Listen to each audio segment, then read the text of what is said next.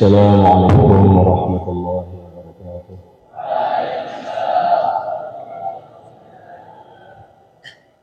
إن الحمد لله نستعينه ونستغفره ونؤمن به ونتوكل عليه ونعوذ به من شرور أنفسنا ومن سيئات أعمالنا. من يهده الله فلا مضل له ومن يضلله فلا هادي له. أشهد أن لا إله إلا الله وحده لا شريك له وأشهد أن محمدا عبده ورسوله. اللهم صل على سيدنا محمد وعلى آل سيدنا محمد وعلى أصحاب سيدنا محمد والتابعين أجمعين. أما بعد. Hadirin yang dimuliakan Allah Subhanahu wa taala. Di dunia ini manusia hidup hanya sebentar. 100 tahun sebelum duduk kita di sini, maka semua yang duduk ini belum ada di dunia. Sedangkan 100 tahun setelah duduk kita di sini, mungkin dan kemungkinan besar semua yang ada di sini sudah tidak ada lagi di dunia. Semua sudah pindah ke akhirat. Dulu kita tidak pernah menginginkan, memikirkan ataupun berkehendak untuk bisa hidup di dunia, lahir di dunia, menikmati makanan-makanan dunia, udara dunia, air dunia. Tidak. Tahu-tahu kita ini lahir begitu saja tanpa keinginan diri kita. Maka suatu hari ketika kita sudah betah di dunia, senang di dunia, makan, minum, tidur, bahkan beranak pinak, punya istri, punya anak, punya cucu, suatu hari nanti kita akan dikeluarkan dari dunia ini. Walaupun kita tidak ingin keluar dari dunia, mesti akan keluar dari dunia. Hadirin, sebetulnya kejadian seperti ini sudah pernah kita alami pula. Dikala kita hidup di perut ibu kita, maka kita tidak menginginkan keluar dari perut ibu itu. Tapi Allah berkehendak mesti keluar dari perut ibu. Maka kita keluar dengan tangisan, ngoek, tidak mau, mesti keluar juga. Demikian juga nanti setelah kita di muka bumi ini, kita juga akan terkeluar pula dari muka bumi ini. Namanya alam bumi, alam dunia ini. Dari alam perut ibu pindah ke alam dunia. Nanti juga akhirnya masuk lagi, keluar dari dunia, masuk ke alam akhirat. Kita menangis seperti dulu kita pernah menangis. Kita susah seperti dulu kita susah. Hanya saja ketika sudah sampai di alam akhirat sana, kesusahan orang yang dulunya amal di akhirat itu hanya sebentar, tapi akhirnya betah seperti di dunia, senang, bahkan lebih senang hidup di akhirat, melupakan orang-orang yang ada di dunia. Sebaliknya, kalau di dunia ini kita ini bukan ahlul amal, orang itu bukan ahlul amal, begitu sampai di akhirat dia susah, dan akan susah seterusnya sampai akhirnya diputusi surga ataupun neraka. Maka hadirin yang dimuliakan Allah Subhanahu wa taala. Adapun orang yang ahli istiqamah menghamba kepada Allah Subhanahu wa taala, kesusahannya akan diobati dengan kabar gembira dari para malaikat. La takhafu wa la tahzanu. Janganlah kalian khawatir, janganlah kalian sedih. Kesusahan, kekhawatiran dan kesedihannya semuanya akan diobati dengan yaitu bisyarah, kabar gembira dari para malaikat. Innal ladzina qalu rabbuna Allah thumma istaqamu tatanazzalu 'alaihimul malaikatu alla takhafu wa la tahzanu. Sungguhnya orang-orang yang mereka ini mengucapkan Tuhanku adalah Allah. Maksudnya mengucapkan ini orang yang ketika di dunia menghamba kepada Allah, beribadah kepada Allah, menyembah Allah, taat kepada Allah, menjalankan perintahnya, menjauhi larangannya, istiqamah sampai wafat. Orang mati itu susah. Orang itu kalau wafat itu susah. Karena orang mati itu harus meninggalkan banyak sekali perkara. Kalau kita kehilangan, para pelajar ini, kehilangan pulpennya saja, maka susah. Ini pulpenku hilang, siapa yang ambil? Siapa yang ambil? Susah dia. Apalagi kalau kehilangan buku catatannya, sudah hampir penuh, hilang. Masya Allah. Itu susahnya nggak karuan. Susahnya nggak karuan.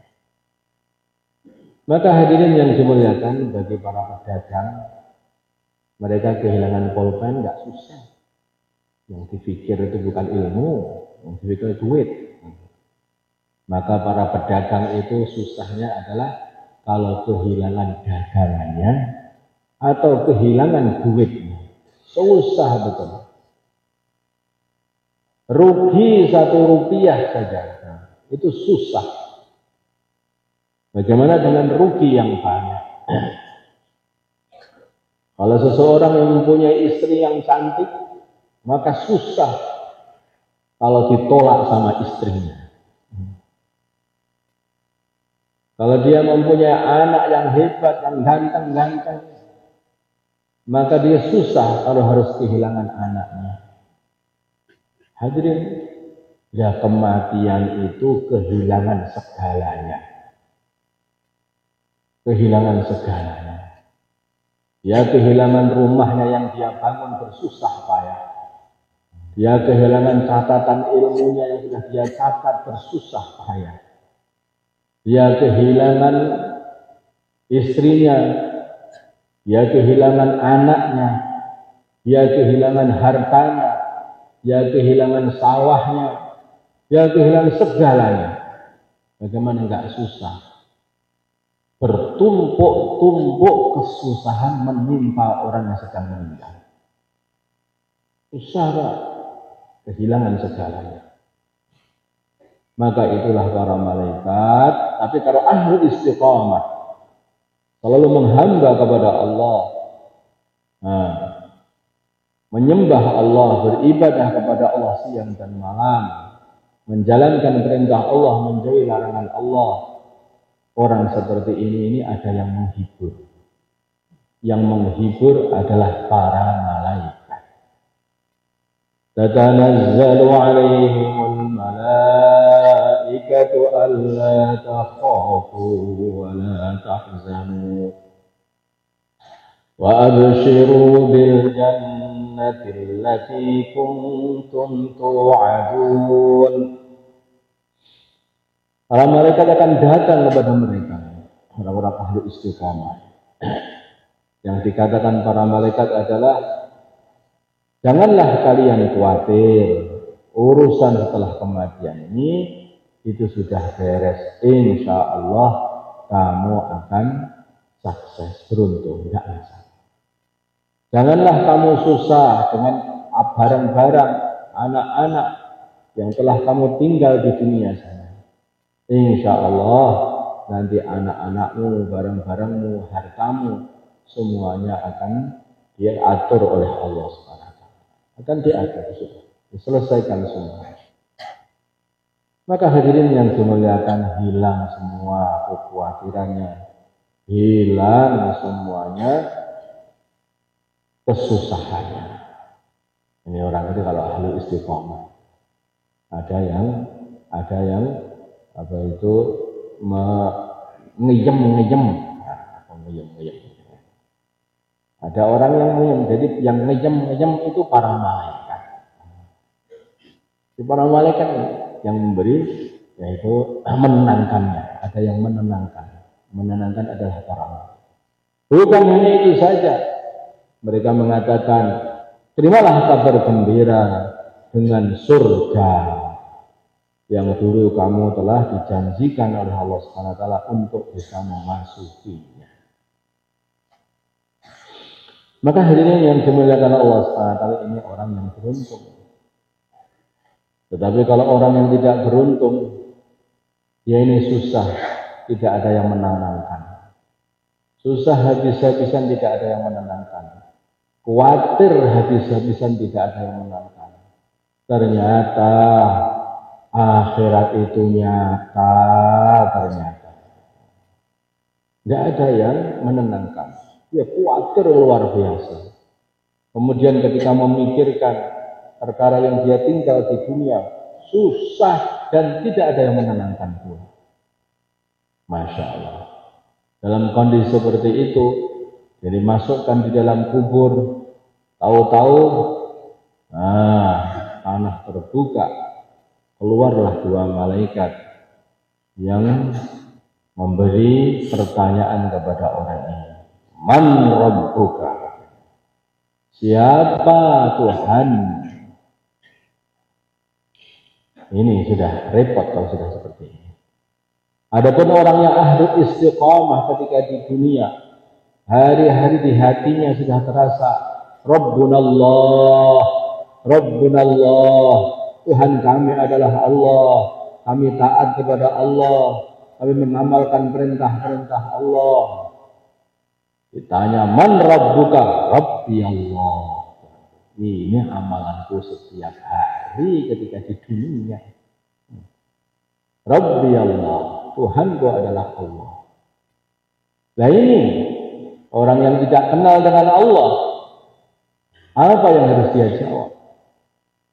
Maka yang dia jawab hanyalah aku tidak tahu, katanya. Aku tidak tahu. Maka hadirin yang dimuliakan Allah SWT, sudah kesusahan, sudah khawatir, ditanya perkara yang dia tidak tahu. Kalau tidak tahu, terus dibiarkan. Tidak. Begitu tidak tahu, ditempelin ini kepala. Sampai ambles itu di dalam bumi. Maka hadirin yang dimuliakan Allah SWT, ini bukan terus gak tahu. Hidup di bumi Allah, memakai tanahnya Gusti Allah, meminum airnya Gusti Allah, menghirup udara Allah, makan biji-bijian punya Allah, makan buah-buahan punya Allah. Ditanya, siapa yang memelihara kamu? Aku tidak tahu. Tempiling Pak, waplok sudah aja dengan seperti ini sama malaikat. Ini kalau kaplokan itu hanya kaplokan manusia, enggak apa-apa lah, kalian berakal begitu. Ya kalau yang ngaplok itu mungkar nakir saya muter enggak sebentar. Maka hadirin yang dimuliakan Allah Subhanahu wa taala, memelas luar biasa. Dikira sudah selesai, Udah selesai kan? Belum. Madinuka, masih ada lagi pertanyaan. Masya Allah. Apa agamamu? Bagi orang yang hari-hari mengamalkan perintah Allah, menjauhi larangan-larangan Allah, alangkah mudahnya. Agamaku agama Islam. Setiap setahun sekali aku kurut 4 bulan untuk mendakwahkan agama Islam. Mudah. Kelihatannya mudah. Semoga lancar nanti urusan kita. Maka semoga mudah. Hadirin, lawan mana hari-hari sudah memperjuangkan agama. Bagaimana tidak ingat agamanya apa? Maka dia lulus. Sebaliknya, kalau orang tidak pernah memperjuangkan agama, tidak pernah berpikir agama, tidak mengamalkan agama, tidak berjuang, tidak amal pula, maka apa yang terjadi kepada orang seperti ini? Ditanya yang kedua kali tidak bisa lagi. Aku tidak tahu, tempiling lagi. Kemet bepeng habis. Dikira sudah selesai, kira-kira sudah belum, masih ada lagi pertanyaan. Maka hadirin katakan, man hadzal ladzi ursila ilaik.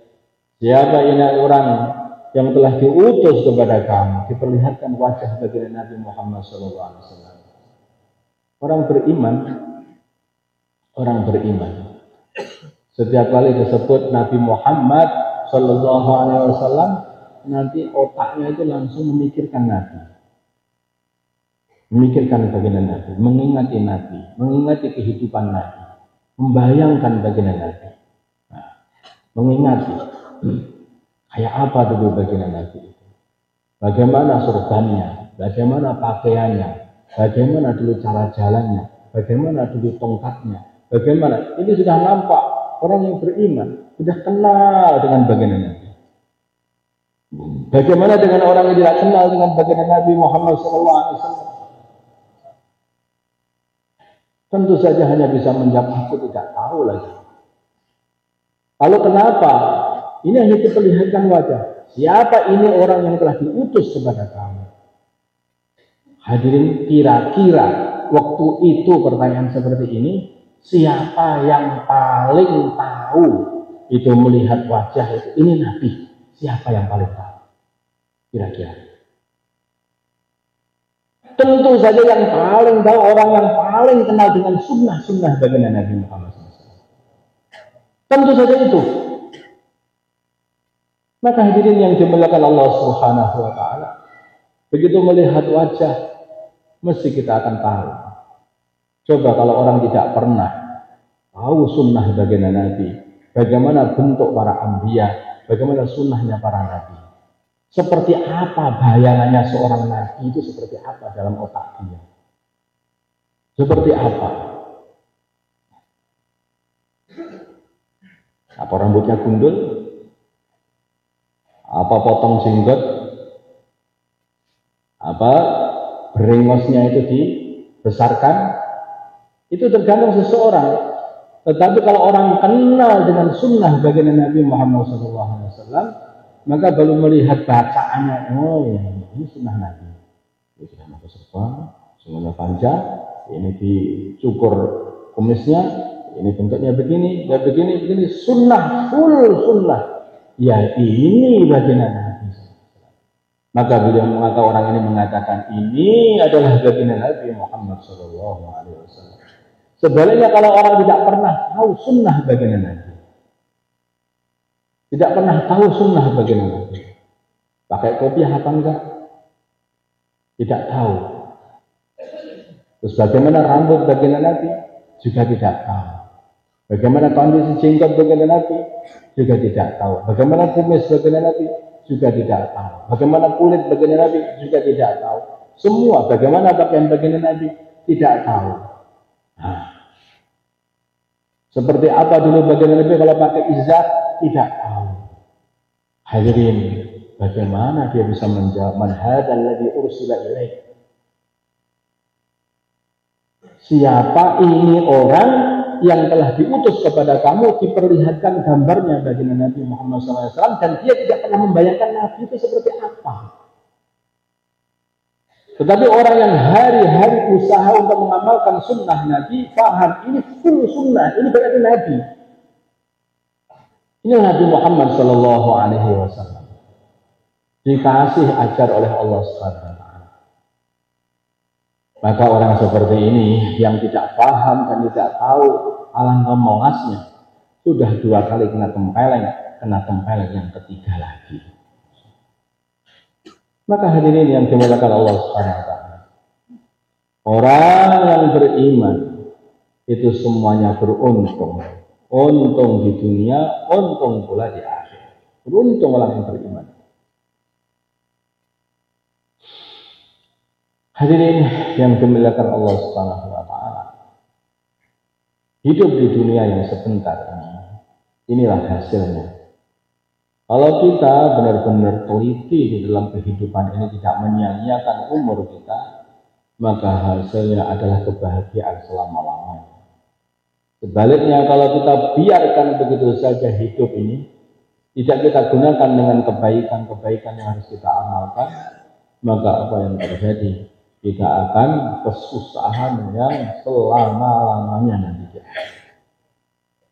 Selama-lamanya di akhir. Kemudian Allah Subhanahu wa taala berkata, nahnu awliya'ukum, menceritakan kondisi orang yang beriman ketika waktu. Maka para malaikat mengatakan, nahnu awliya'ukum fil hayatid dunya wa fil akhir. Kami ini adalah kekasih-kekasih kalian ketika di dunia, ketika di kehidupan dunia dan di kehidupan akhirat. Sudah paham kalau di akhirat tentu saja para malaikat akan selalu membantu kita. Baru datang saja ke akhirat sudah memberi kabar gembira, yaitu la takhafu wa la tahzanu wa abshiru bil jannati allati kuntum tu'adun. Tapi kalau di dunia, auliya'ukum fil hayatid dunya, kekasih-kekasih kalian di dalam kehidupan dunia. Siapa itu kekasih-kekasih para malaikat di dunia ini? Siapa? Inilah ya. Artinya apa? Artinya orang yang akan menjadi kekasihnya para malaikat di akhirat nanti, itu adalah dulu kekasihnya malaikat ketika di dunia. Lalu bagaimana kita menjadi kekasih para malaikat? Ini yang harus kita buat. Bagaimana kita harus berbuat sesuatu amal sehingga kita ini menjadi kekasihnya para malaikat. Sehingga para malaikat menjadi pembela-pembela kita ketika di dunia, mendoakan kita ketika di dunia. Maka hadirin yang dimuliakan Allah Subhanahu wa taala, di antaranya para malaikat ini juga suka dengan orang yang sholat berjamaah. Ikut sholat berjamaah. Maka begitu orang sholat berjamaah ini mengucapkan ghairil maghdubi alaihim waladdallin.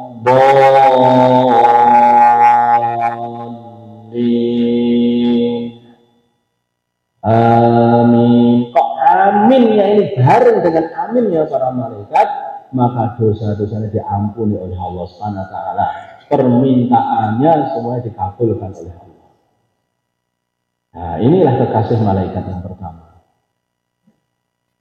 Kemudian orang-orang setelah sholat, mereka ini tidak beranjak dari tempat sholatnya, masih duduk untuk berzikir dan berdoa, maka para malaikat akan mendoakannya selalu, Allahumma ghfir lahu, Allahumma ghfir lahu, Allahumma ghfir lahu, ya Allah, ampunilah dia, ya Allah. Inilah kekasih para malaikat. Kekasih para malaikat.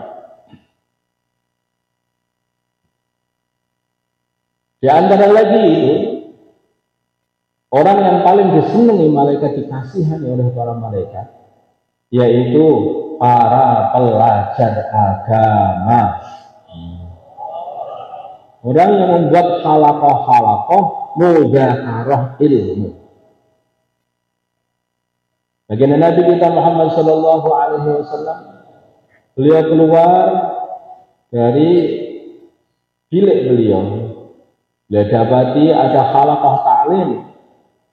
Maka baginda Nabi Muhammad SAW mengatakan halaqah ini dicintai oleh Allah. Dicintai oleh Allah. Ada halaqah zikir, halaqah ini dicintai oleh Allah. Kalau ada pelajar, ada orang-orang sedang mudzakarah ilmu, maka para malaikat ini akan mengepung dia sampai ke atas, sampai ke langit, saking senang.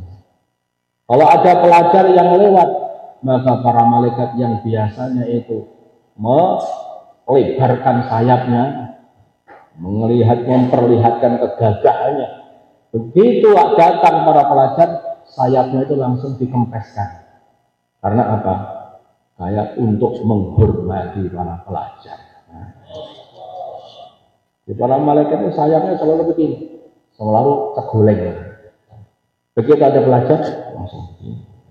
Seperti kita ini, sayap kita ini kalau nggak ada orang pakai tangan ketenteng.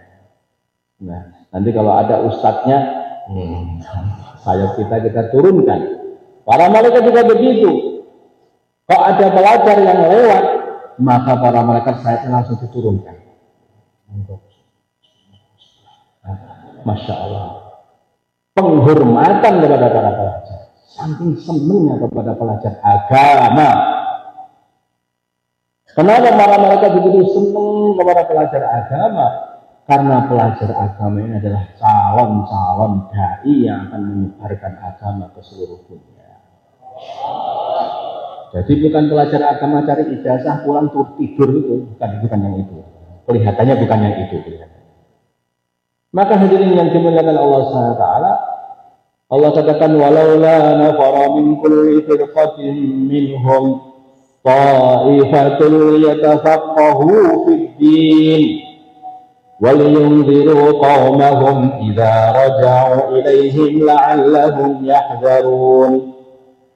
Hendaknya berangkat dari setiap golongan satu rombongan. Setiap golongan keluarkan satu rombongan delegasi untuk belajar agama. Belajar agama ke Madinah. Kemudian waliyunziru qaumahum idza raja'a ilaihim, dan supaya nanti kalau sudah balik menjadi dai yang memberi peringatan kepada kaumnya supaya kaumnya nanti takut kepada Allah Subhanahu wa taala. Jadi maksud daripada belajar itu adalah untuk dakwah. Maksud dari belajar itu adalah untuk dakwah. Makanya 10 tahun atau 8 tahun setelah itu keluar 1 tahun. Pertama, kedua, ketiga, dan seterusnya. Insyaallah. Maksudnya dakwah. Maksudnya adalah dakwah. Jadi belajar itu bukan untuk dikumpulkan, setelah dikumpulkan jalan-jalan tidak mau mendakwahkannya.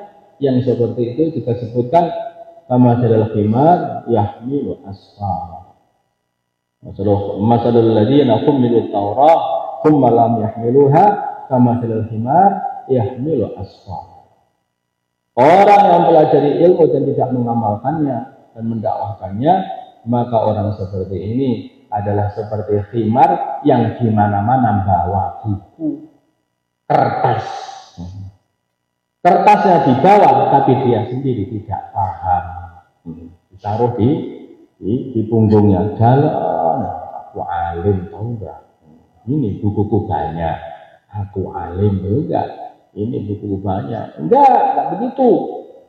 Tapi belajar ini maksudnya adalah untuk mendakwahkan agama. Orang seperti inilah ini yang dihormati oleh para malaikat. Semakin tinggi seseorang ilmunya, maka orang ini juga akan semakin takut kepada Allah. Semakin takut kepada Allah, maka orang sendiri tidak akan bisa meninggalkan dakwah. Itulah maka ketika ada orang-orang yang paham mengenai Allah ini mulai mendakwahkan agama kepada orang-orang yang mereka telah berbuat maksiat, yaitu cari ikan di hari Sabtu. Didakwahi, jangan berbuat seperti ini. ini berbahaya, ini dilarang oleh Allah. Hari Sabtu ini adalah hari Bani Israel, adalah hari untuk ibadah, maka janganlah engkau buat untuk cari dunia. Malah ada yang lain gembosi. Wa idh qalat ummatun minhum lima ta'iduna qauman illahu muhlikuhum aw mu'adzibuhum 'adaban syadida. Ya, kenapa kamu dakwahi mereka? Biarkan saja. Mereka adalah orang-orang yang akan diazab oleh Allah. Biarkan saja. Ini adalah orang-orang katanya soleh, tetapi sebetulnya adalah raja tega. Tidak memikirkan saudaranya. Bahkan ketika saudara diajak untuk kembali kepada jalan yang benar, malah mengatakan jangan diajak, biarkan saja. Itu Allah dengan menghadap mereka, biarkan saja. Tapi orang yang takut kepada Allah, yang ada ilmu di dalam hatinya, yang takut kepada Allah mengatakan, qalu ma'dziratan ila rabbikum. Mereka berkata, aku takut, aku biar bisa membuat alasan di hadapan Allah. Ma'dziratan ila rabbikum. Aku buat dakwah seperti ini, takutnya nanti Allah memarahi aku karena aku membiarkan umat rusak tidak aku ingatkan. Jadi kalau orang itu tambah ilmu, maka tambah takut kepada Allah. Qalu ma'dziratan ila rabbikum. Kami takut kepada Allah, sehingga aku buat dakwah ini adalah untuk membuat alibi, membuat alasan kepada Allah Subhanahu wa taala bahwa aku ini telah berbuat dakwah kepada mereka. Dan lagi satu lagi, wala'allahum yattaqun, dan semoga juga orang-orang yang berbuat maksiat itu takut kepada Allah terus berhenti dari maksiatnya. Harapan. Nah, seperti ini. Makanya kalau ahli ilmu, mesti orang itu mesti jadi walinya Allah hakikatnya. Kalau benar. Orang itu kalau alim, artinya tambah alim, maka tambah ngerti Allah. Tambah alim, maka akan tambah takut kepada Allah. Maka Allah katakan, innama yakhsyallaha min ibadihil ulama. Yang takut kepada Allah Subhanahu wa taala, hamba-hamba Allah adalah orang-orang yang alim, para ulama. Jadi para ulama itu maksudnya ini hakikatnya ulama. Hakikatnya ulama. Karena semestinya orang yang banyak ilmu maka banyak pahamnya mengenai Allah. Sehingga lebih takut kepada Allah melebihi daripada orang yang ada di pasar, Tuhan. Melebihi para pedagang. Karena dia khusus untuk mempelajari agama, kepahaman mengenai Allah Subhanahu wa taala, bagaimana bahayanya kalau Allah marah. Bagaimana bahayanya kalau larangan Allah diterjang. Inilah, maka itulah innama yakhshallah, yang paling tahu ini adalah para ulama. Bagaimana bahayanya kalau orang itu berbohong. Bagaimana bahayanya bila orang itu meninggalkan dakwah. Bagaimana bahayanya kalau orang itu tidak mau belajar. Semua bahaya ini diketahui oleh para ulama. Itulah innama yakhshallaha min ibadihil ulama. Yang paling takut kepada Allah dari hamba-hamba Allah adalah para ulama.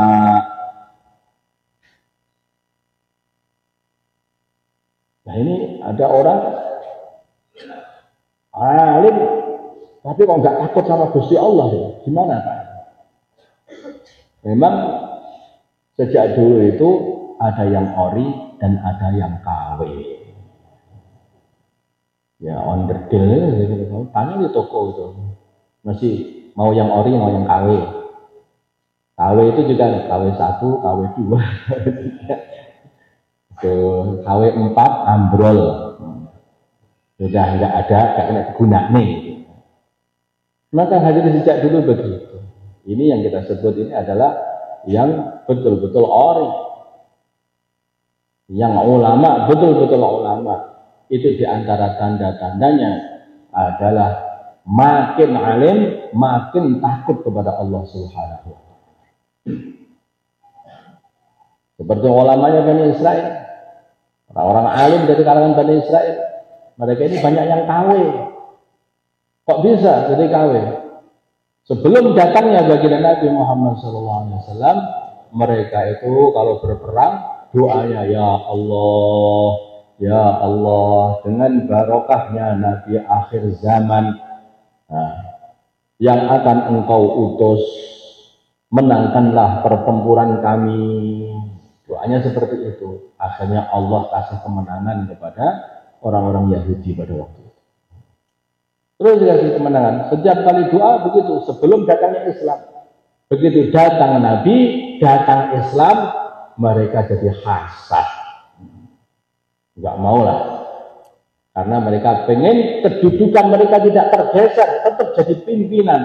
Maka akhirnya mereka tidak mau iman kepada baginda Nabi Muhammad SAW. Walaupun mereka tahu lebih jelas melebihi tahu dia kepada anak mereka sendiri. Tetapi mereka tidak mau beriman kepada baginda Nabi karena hasad. Karena hasad. Siapa ini? Ini orang alimnya Bani Israel, alimnya Yahudi. Tahu betul, tetapi tidak mau beriman kepada baginda Nabi. Maka hadirin yang dimuliakan Allah Subhanahu wa taala. Katakan inna dina 'indallahi Islam wa makhtalafa alladziina utul kitaba illa min ba'di ma ja'ahumul ilm. Begitu datang apa yang dijanjikan Allah kepada mereka, justru mereka malah ikhtilaf. Tidak mau beriman kepada baginda. Ini jangan sampai kita jadi alim yang kayak seperti ini. Maka hadirin yang dimuliakan Allah Subhanahu wa taala. Nah, jadi cari ilmu. Kemudian yang berikutnya, apa yang dicintai oleh para malaikat? Yang dicintai para malaikat diantaranya lagi adalah halaqah zikir. Baginda Nabi kita Muhammad SAW menceritakan bahwa di sana di langit sana itu Allah mempunyai malaikat-malaikat yang malaikatnya ini terus berkeliling mencari majelis zikir. Begitu bertemu majelis zikir, maka malaikat itu memanggil teman-temannya, "Oi, di sini ada, katanya. Maka berbondong-bondong para malaikat datang untuk merumuni majelis zikir itu. Berputar, satu putaran. Putaran kedua di atasnya, putaran ketiga di atasnya lagi. Terus berputar terus sampai ke langit sana. Saking senangnya kepada majelis zikir. Makanya itulah orang ahli zikir itu adalah orang yang dijadikan sebagai kekasihnya para malaikat. Maka tidak henti-hentinya baginda Nabi kita Muhammad SAW itu selalu berzikir kepada Allah Subhanahu wa taala. Di masjid beliau berzikir, di rumah beliau berzikir, dan ketika tidur pun baginda Nabi selalu berzikir. Balik kanan berzikir, balik kiri berzikir. Setiap gerak dalam tidur beliau pun dia terus berzikir. Sebelum tidur berzikir, bangun tidur berzikir, memuji-muji Allah Subhanahu wa taala. Naik kendaraan berzikir, keluar dari rumah berzikir, terus tidak henti-hentinya.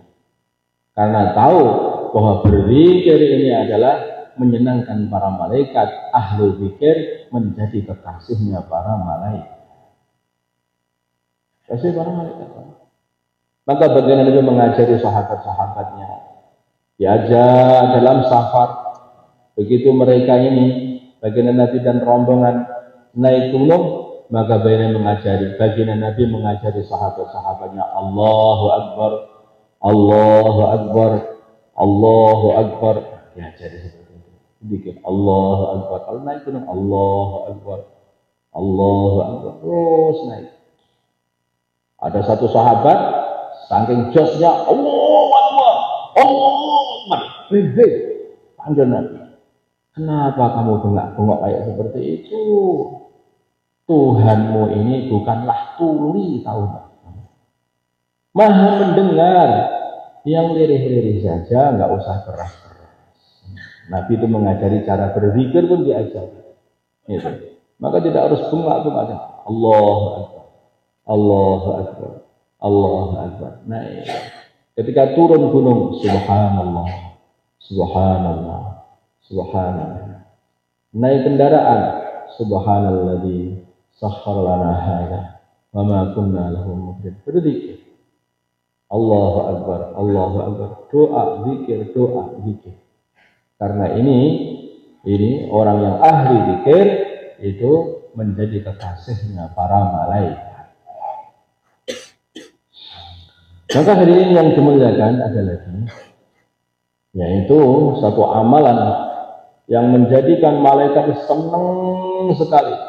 Bukan hanya senang, maka bahkan para malaikat akan bergerombol membantu orang-orang yang mengamalkan amalan ini, yaitu amalan dakwah, memperjuangkan agama, memperjuangkan agama. Perjuangan agama ini besar, sehingga bukan hanya 1-2 malaikat, berbondong-bondong malaikat dari langit, bahkan malaikat-malaikat yang punya tanda khusus pun membantu orang-orang yang sedang memperjuangkan agama.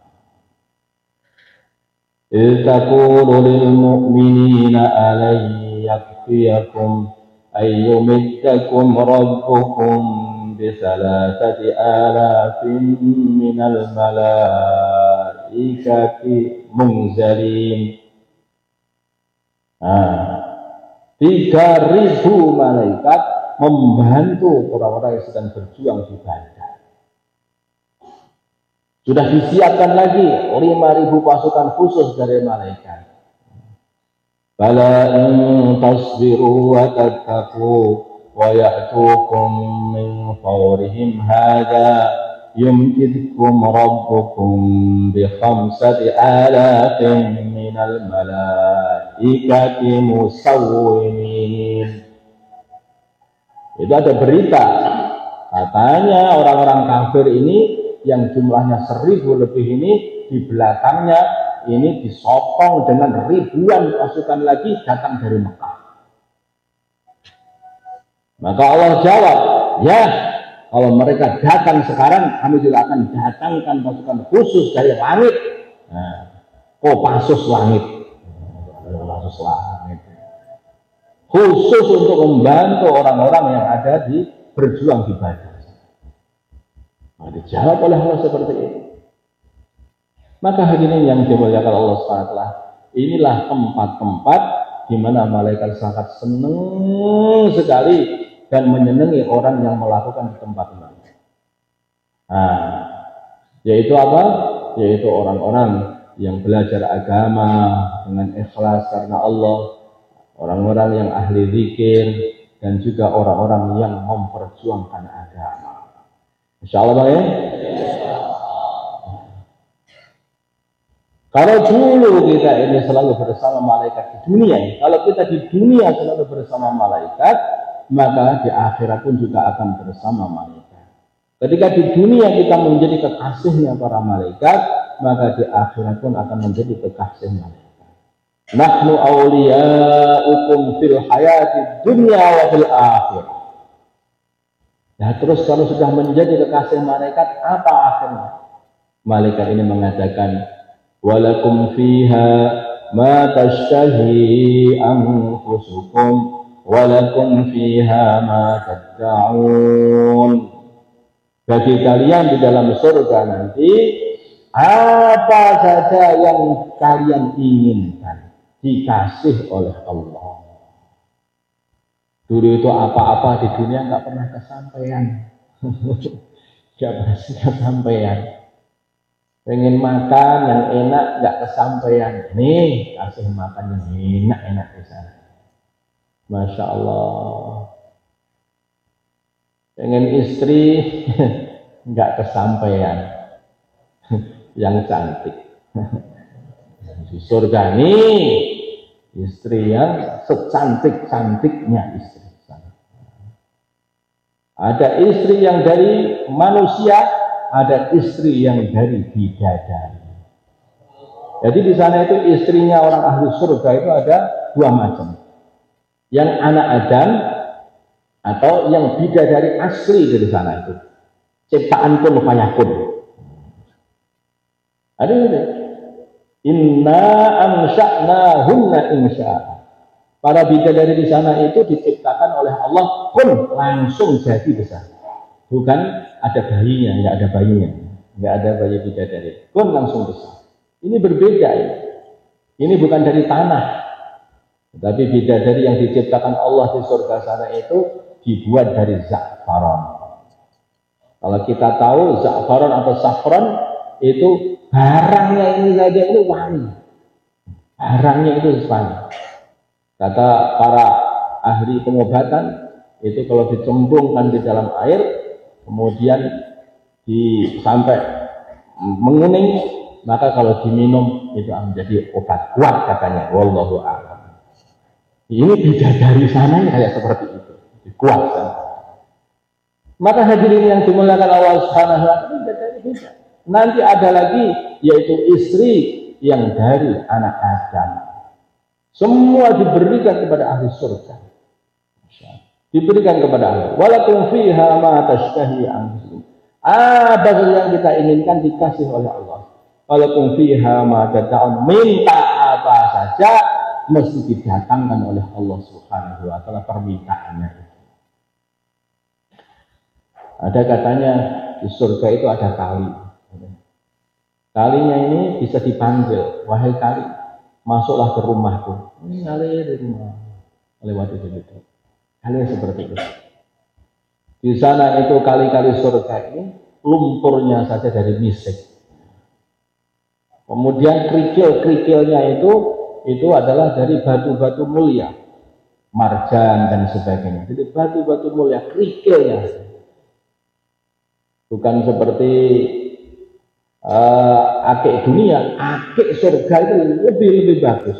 Satu cuil saja dari akik surga, kemudian dijeglokkan di dunia ini, itu dunia perang untuk mendapatkannya semuanya. Ini mahal, mahal.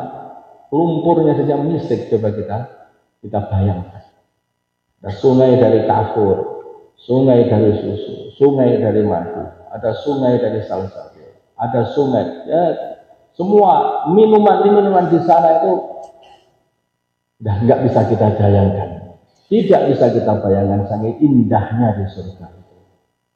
Untuk siapa itu?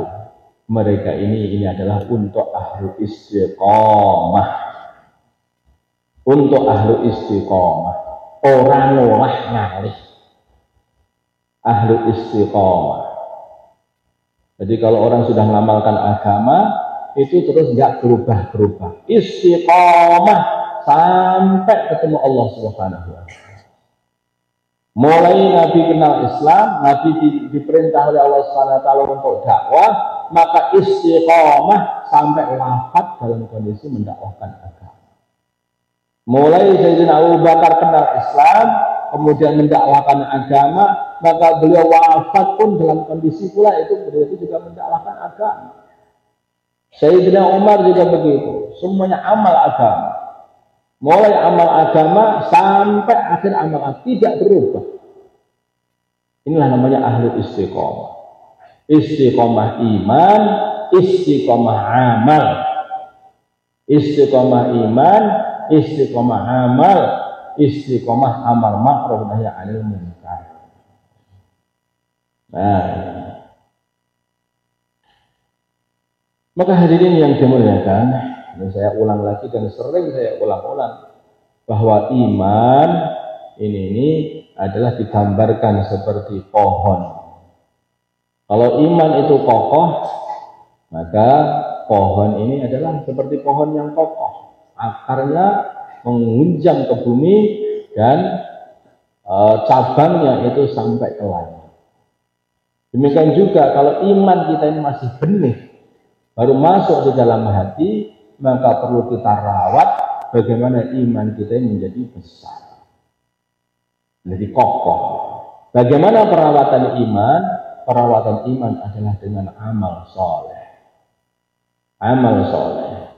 Kemudian amal soleh biar istiqomah dan perawatan juga biar istiqomah, maka mesti ada dakwah.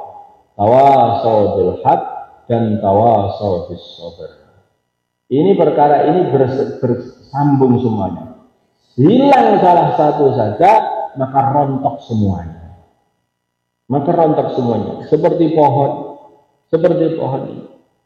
Maka pohon ini supaya jadi besar membutuhkan air, dikasih pupuk, dikasih air, ya seperti itu. Kemudian supaya istiqomah seperti itu, maka mesti ada orang yang mengerjakan dan selalu memberi semangat untuk selalu ngopeni pohon ini. Tidak ada yang beri semangat, tahu-tahu capek aku ngopeni pohon ini, leren dulu saja. Akhirnya apa? Pohonnya kering, sudah nggak disiram lagi. Demikian juga begini, kalau orang dakwah kok bilang capek saya sudah, lo kering nanti, bahaya itu, nggak boleh. Orang dakwah itu nggak boleh capek. Kalau sudah selesai, capek-capekkan lagi. Udah pasal terus saja. Ya apa ini? Pulang dulu lah. Perbaikan sawah. Hadirin, dulu juga sudah ada orang bilang seperti itu. Para sahabat Ansor jagongan satu sama yang lain. Dakwah. Taskil lagi kata mereka. Mbok ya rodok berhenti sebentar begitu loh. Itu untuk perbaikan kebun kurma sampai tidak terurus sampai. Tahu-tahu datang wahyu dari Allah Subhanahu wa taala. Wala tulqu bi aydikum ila tahlukati wa ahsinu. Janganlah kamu hancurkan dirimu. Jadi orang meninggalkan dakwah, katanya ada Allah itu menghancurkan diri. Karena apa? Meninggalkan dakwah itu bisa menghancurkan amal, hancurnya amal, hancurnya iman, hancur diri ini. Habis. Hancur diri ini. Maka meninggalkan dakwah dianggap sebagai wala tulqu bi aydikum ila jangan kamu masukkan diri kamu di dalam kehancuran. Wa ahsinu dan berbuatlah baik. Apa ihsan yang disebut ini? Berbuatlah baik. Apa itu maksudnya berbuat baik? Adalah mendakwahkan agama. Jadi wa ahsinu itu maksudnya mendakwahkan agama.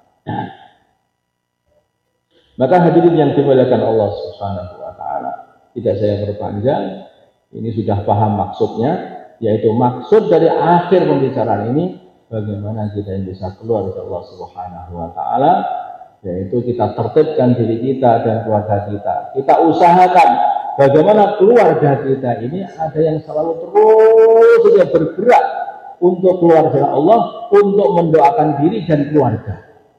Alangkah baiknya. Anaknya 8, anaknya 9, begitu. Kemudian ini yang satu keluar, begitu pulang keluar lagi, begitu pulang keluar lagi, terus itu tugasnya apa? Mendoakan keluarga. Kalau begitu gimana? Nirakati keluarga yang terus menerus sepanjang tahun tanpa henti. Apa yang terjadi kalau sudah seperti itu? Oh, kebaik keluarga ini akan jadi keluarga orang-orang yang soleh. Bagaimana tidak? Hari-hari selalu ditirakati dan didoakan.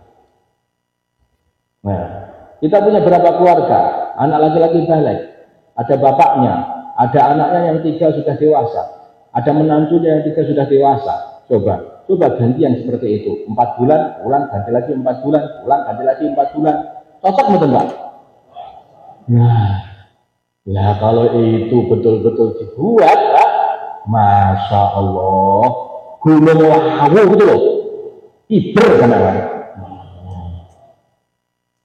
Masya Allah itu. Selesai semua masalah. Kalau semua keluarga dan keluarga orang-orang Islam berbuat seperti itu, semuanya mesti sejak keluarga ada satu yang memperjuangkan agama, sudah selesai. Sudah selesai. Dulu baginda Nabi kita Muhammad SAW sudah membuat tertib, setiap 2 orang keluarlah satu. Setiap 2 orang keluarlah satu, gantian. Setiap 2 orang keluar satu. Bukan setiap 1000 orang keluar satu. 2 orang keluar satu. Kata Nabi, ini tertib Nabi dulu. Artinya apa? Madinah masih ada yang menjaga, yang satu keluar. Begitu pulang, satunya keluar, satunya berjaga di Madinah. Berjaga di rumah. Nah, siapa yang kira-kira ini nanti kita buat gini aja, mudah-mudahan. Jadi siapa yang ada niat untuk bisa istiqomah keluar di jalan Allah 4 bulan setiap tahun, angkat tangan. Alhamdulillah. Niat ini saja ini setan ini masa Allah bungkir balik Pak ini. Iman kok niat harus berjuang di agama, hancur usaha kita kalau begitu kata setan. Kata setan seperti itu.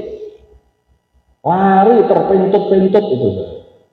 Maka hadirin yang dimuliakan Allah Subhanahu wa taala, maka saya sediakan waktunya untuk keluar 4 bulan di jalan Allah Subhanahu wa taala ke negeri jauh. Maka silakan. Yang pertama negeri jauh. Oh ya, sama ini jamaah 1 tahun yang pengen keluar 1 tahun, maka silakan. Pertama atau kedua, negeri jauh atau 1 tahun, maka silakan. Mari silakan ke depan. Pertama negeri jauh Pak, dan 1 tahun langsung berdiri kalau 4 bulan negeri jauh, silakan. Atau yang mau keluar 1 tahun. Mari Pak. 1 tahun dalam negeri ataupun ke IPB silahkan, monggo silahkan. 1 tahun IPB boleh, monggo. Mari Pak. Yang lain jangan berdiri dulu Pak, yang lain jangan bubar dulu. Ada di tempat, kastil dulu, yang berdiri yang kastil aja. Berdirinya ke depan Pak. Mari Pak, berdiri langsung ke depan. Berani berdiri, berani ke depan. Enggak berani ke depan, enggak usah berdiri. Ditunggu dulu sampai berdiri. Mari Pak. Maka hadirin Pak, maka silakan. Masya Allah. Silakan, Masya Allah. Maka semenang. Dari jauh ke bawah Pak. Sekarang daftarnya. Kita berangkat ke Juru Udama, insya Allah 1 tahun atau negeri jauh 4 bulan. Nah, silahkan. Mari Pak. 1 tahun negeri jauh 4 bulan. Kita berangkat nanti ketika Juru Udama. Maka silahkan Pak. Mari. Akan dikirim jamaah ke Laos, Vietnam dan Kamboja. Mari Pak dari Juru Udama. Yang Laos, Vietnam, Kamboja 3 negeri, insya Allah 4 bulan 3 negeri. Masya Allah. Maka silahkan. Mari Pak. Begitu pula akan dikirim jamaah ke Prancis, Jerman, dan ke yang jamaah di Spanyol. Ya maaf. Ya Spanyol, ya silakan Pak. Berjamaah di Prancis, Jerman, dan Spanyol. Ayo Pak, silakan. Nah, monggo silakan monggo. Menyusul jamaah Temboro yang sekarang ada di Italia jamaah sekarang. Sekarang kita ada jamaah Temboro yang sekarang gerak di Italia. Nah, kita akan menyusul sebelum mereka pulang, kita akan kirimkan lagi jamaah ke Spanyol. Mari Pak, silakan Pak. Sudah terbukti jamaah sudah di sana, jamaah Temboro dan sekalian. Mari Pak. Yang lebih jauh silakan. Mari Pak. Atau Suriname, atau ke Afrika Selatan, banyak kakaknya, banyak negeri yang menunggu kita. ASEAN Pak. Monggo ASEAN silakan. Mudah saja. ASEAN dekat dengan negeri jiran Pak. Monggo silakan negeri jiran. Negeri jiran, Malaysia Thailand. Mari Pak, Malaysia Thailand boleh juga. Monggo silakan. Atau yang jauh juga bisa, Afrika, Eropa, Amerika juga bisa. Sekarang nanti juga ada istimewa nanti yang ditetangi sesaat, yaitu di South Africa di Durban, sama di Habasyah. Silakan kalau ada yang mau ke sana. Mari Pak. Silakan. Jamaah negeri jauh dari Ponorogo, 4 orang silakan berdiri, niatlah Afghanistan. Mari, mana jemaah? Banyak Pak Khairul. Jamaah Ponorogo. Silakan negeri jauh Ponorogo. Jamaahnya Pak Khairul akan ke Afghanistan, silakan berdiri. Yang niat ke Afghanistan, maka silakan. Masya Allah.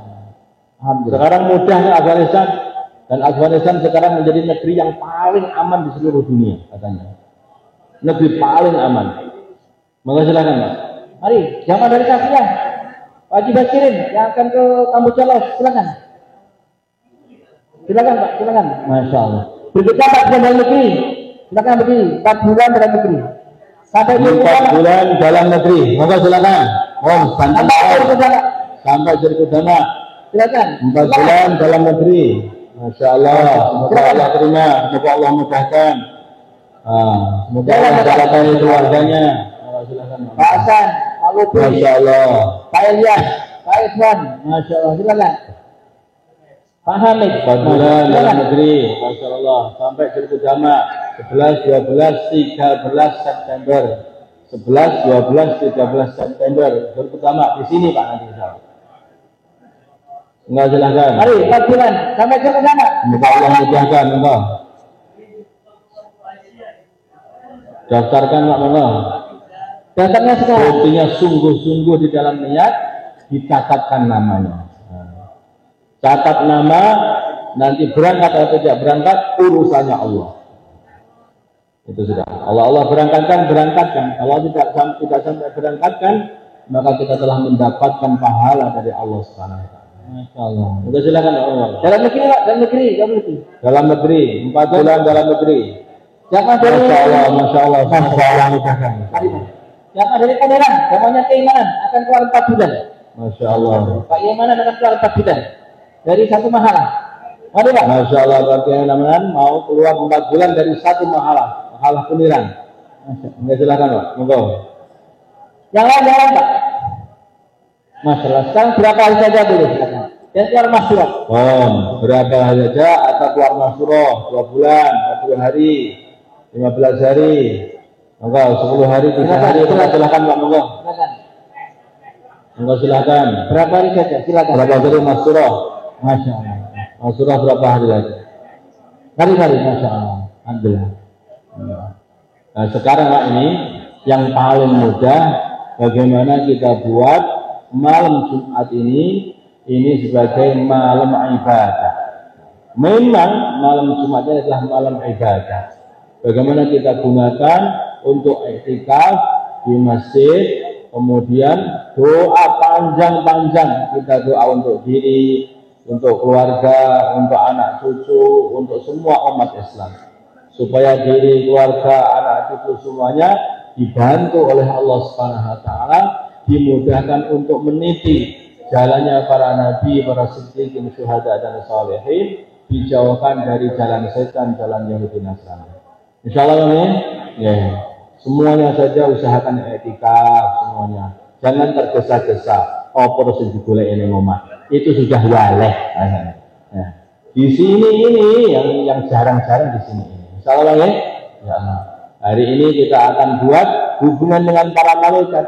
Kita buat zikir, kita buat sholat, itu akan membuat hubungan, yaitu kasih sayang ketiga. Jadi malaikat menjadi pembela kita di dunia dan juga di akhirat. Insyaallah ya. Salah takbir ya. Takbir. Apa tadi yang didengarkan coba ditakbirkan kepada